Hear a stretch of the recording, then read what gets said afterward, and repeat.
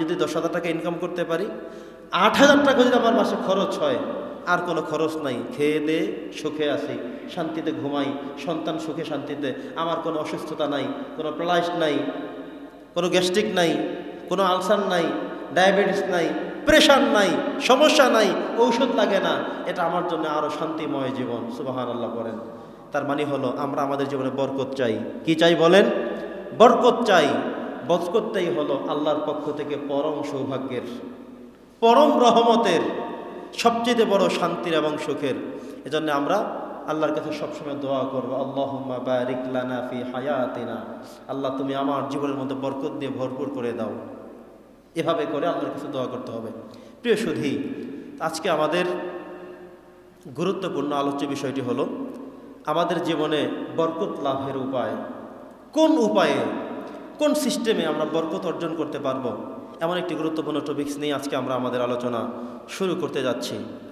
সম্মানিত সুধী, লক্ষ্য করবেন আমাদের অনেকেই অনেক লাগবে এই চিন্তা টেন্ডেন্সি থেকে উনি হারামের মধ্যে হাত দেন, ঘুষ খান, সুদ খান, আইল ঠেলেন, চুরি করেন, ডাকাতি করেন, না বলে নিয়ে যান, জুলুম করেন, অত্যাচার করেন, অবিচার করেন।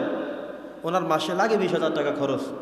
ওনার টেন্ডেন্সি হলো চুরি করে হোক, ডাকাতি করে হোক, সুদ খেয়ে হোক, ঘুষ খেয়ে হোক, টাকা নিতেই হবে, ব্যাংকে জমা রাখতে হবে। আপনি ব্যাংকে জমা রেখে মরে চলে গেলেন, এই হারামগুলোর জন্য আপনাকে সব জবাবদিহি করতে হবে, সব জবাবদিহি করতে হবে। আপনি তো খাইতে পারেন নাই, ওই যে নিছেন, ওই যে ব্যাংকে তো রেখেছেন পরের কথা, আপনি যে নিছেন, এই নেওয়ার কারণে, আরেকজনের উপরে জুলুম করার কারণে আপনাকে ওই শাস্তি ভোগ করতেই হবে। আপনার সন্তানদের কোনো সমস্যা নাই, সন্তানদের জবাব একটাই যে আল্লাহ আব্বা রেখে গেছেন, আমরা ওয়ারিশ হয়েছি, আব্বা সম্পত্তি দেখে গেছেন, এটি আমাদের, আমরা ভোগ করছি। আব্বা ব্যাংকে টাকা রেখে গেছেন, আমরা সেই টাকা ভাগযোগ করে খাইছি, আমাদের দোষ কি? আসলেই তো দোষ নাই। কিন্তু ওই বেচারা কষ্ট করে, ইনকামের পরেও চুরি করে, ডাকাতি করে, সুদ নিয়ে, ঘুষ নিয়ে একত্রিত করে, পুঞ্জীভূত করে ব্যাংকে কতগুলো টাকা রেখে খেতেও পারলেন না, খেতে পারলেন না, ঠিক শাস্তি থেকে মাহরুম হবেন না। দেখবেন, এই জন্য আমাদের উচিত হবে কম আছে, কম পাবো, সেটার মধ্যে বরকত নিহিত আছে। গরু বছরে মাত্র একটা বাচ্চা দেয়। আমাদের সমাজে খুঁজলে দেখবেন, আমাদের সমাজে খোঁজ করলে দেখবেন কয়জন মানুষ গরু পালন করে? শতকরা 10 জনেও পালে না।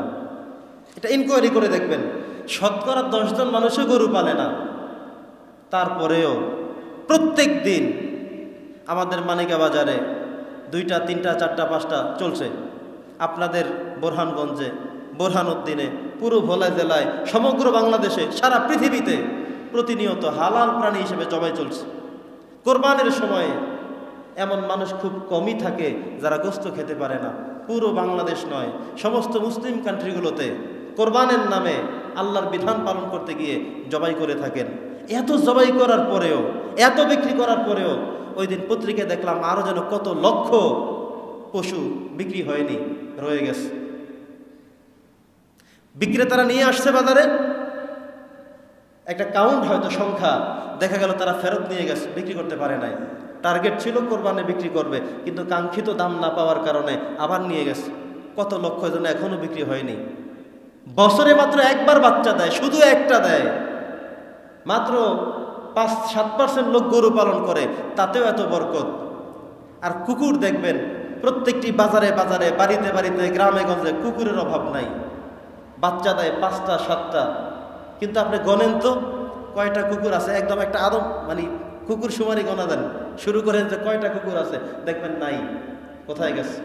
মানে হলো আল্লাহ তাআলা এটাই বুঝিয়েছেন কুকুর হারাম, এটার মধ্যে বরকত নাই। 5টা, 7টা বাচ্চা দেওয়ার পরেও বছর শেষে এসে আপনি যোগ করে ভালো একটা অংশ মিলাতে পারবেন না।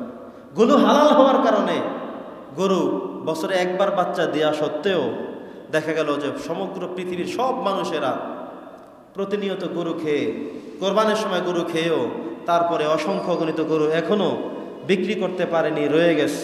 সুবহানাল্লাহ পড়বেন না?